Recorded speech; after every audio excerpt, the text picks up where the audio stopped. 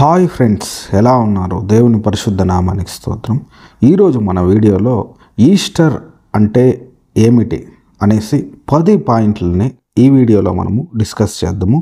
Video skip చేయకుండా last వరకు చూడండి. అప్పుడు మీకు నిజమైన ఈస్టర్ పండుగ అంటే ఏందని మీకు క్లియర్గా అర్థమవుద్ది. ఫస్ట్గా కానీ చూసినట్లయితే ఈస్టర్ అంటే ఏమిటి?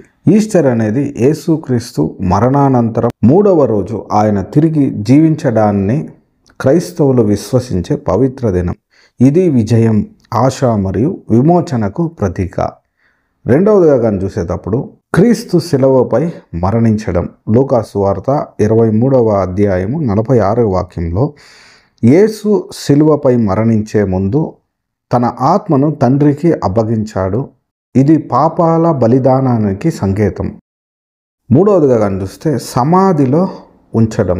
మత్తయి సువార్త 27వ అధ్యాయము 59 నుండి 60వ వాక్యం దాకా మనం కానీ గమనించినట్లయితే యేసు శరీరాన్ని శుభ్రంగా చుట్టి రాళ్లతో చేసిన సమాధిలో ఉంచారు.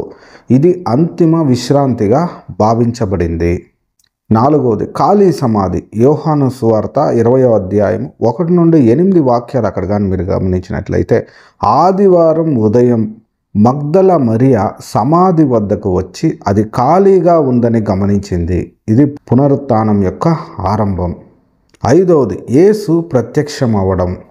యోహాను రాసిన సువార్త 20వ అధ్యాయము 16వ వాక్యంలో యేసు తనను అధికంగా ప్రేమించినటువంటి మగ్దల మరియకు ప్రత్యక్షమయ్యాడు. ఆయన ఆమెను పేరు పెట్టి పిలుస్తానే ఆమె యేసు ప్రభువుని గుర్తించింది. ఆరవది శిష్యులకు యేసుక్రీస్తు ప్రత్యక్షమయ్యిండు. లూకా సువార్త 24వ అధ్యాయము 36 నుండి 43 వాక్యాలు ఇక్కడ కానీ గమనించినట్లయితే యేసు తన శిష్యులకు ప్రత్యక్షమై శాంతిని ప్రసాదించాడు.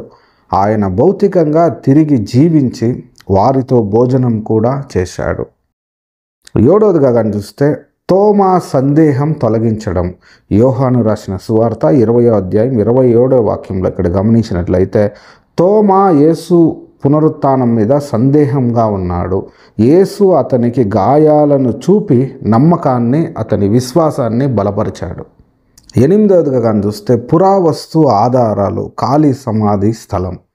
యెరూషలేం నగరంలో హోలీ సెప్టల్కర్ చర్చిలో ఖాళీ సమాధిగా భావించే ప్రదేశం ఉంది. ఇది చారిత్రకంగా గుర్తించబడిన స్థలం. తొమ్మిదవది ఈస్టర్ పండుగ విధానం. ఈస్టర్ పండుగను క్రైస్తవులు ప్రార్థనలతో, దైవ ఆరాధనలతో, గీతాలతో, సమాధి స్థల ప్రదర్శనలతో జరుపుకుంటారు. యేసు ప్రభుని గుర్తించి ఆయనను స్తుతిస్తారు.